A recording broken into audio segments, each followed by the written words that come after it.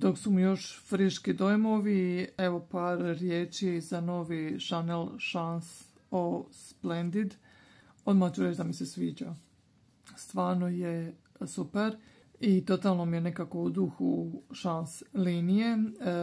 Ukratko, ovo vam je doslovno onako pregršt sočnih, slasnih, crvenih bobica. Dosta je svjež, lepršav, onako kakvi su biti i svi Chance osim iskreno EDP verzije. Znači nešto je u stilu Tender roze verzije u EDT koncentraciji, samo što je ovdje naglasak na sočnim, slasnim, crvenom bobičastom voću. Jako je prozračan, kako sam rekla, i jako je trajan. Znači, na koži ga već sad imam preko 7 sati i stvarno još uvijek se poprilično osjeti, što stvarno je super. Meni inače ta cijela linija stvarno fenomenalna. Fresh mi je apsolutno prekrasan, Tender također, a onda i prvi Chance. Viv, ok, ali nije moj cup of tea. Ovaj mi je, i dalje mi je Fresh najdraži, iskreno.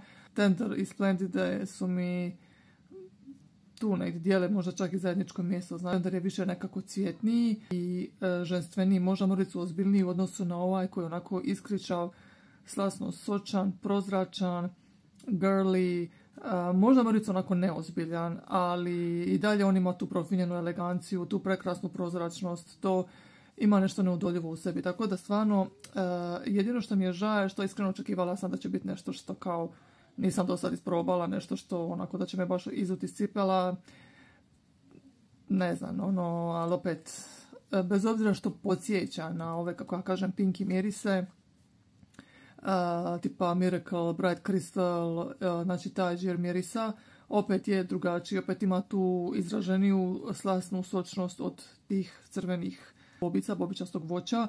Opet je on, opet od udara nije identičan kao oni, ali to je taj stil parfema, isto kao Tender, on je također isto može ići u tu kategoriju, ali eto, objasnila sam vam razliku između ovog i Tender. Ovaj je, jedan je više cvjetniji, dok je drugi više voćniji.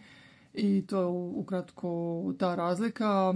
Volila bi, kažem, da je nešto bilo drugačije. Naprimjer za Fresh zeleni. On je onako limunast, citrusan, prozračan, ali on je opet totalno drugačiji od svih tih parfema na tu foru. Znači, baš ono je poseban.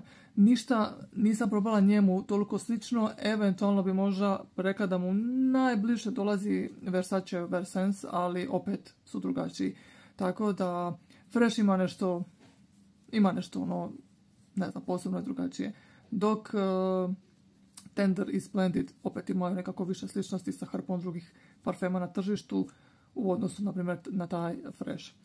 Ali sve u svemu stvarno je dobar, odličan onako, čak i signature tip mirisa, odličan onako, možda meni iskreno više onako je džir mirisa za proljeće i za lito, upravo zbog te prozračnosti, ali stvarno je divan.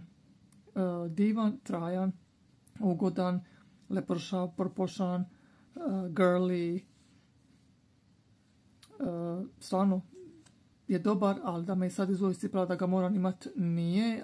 Ako izbace manju bočicu, trenutno imaju samo u prodaj 50 i 100 ml, ako izbace ono 35, vjerojatno ću ga i kupit, ali da mi se nešto žuri, da sad nešto mi je napeto da ga kupim po svaku cijenu, nije. Ali bez obzira na to sve i dalje mi se sviđa. Pišite mi jeste li ga isprobali i kako vam se čini.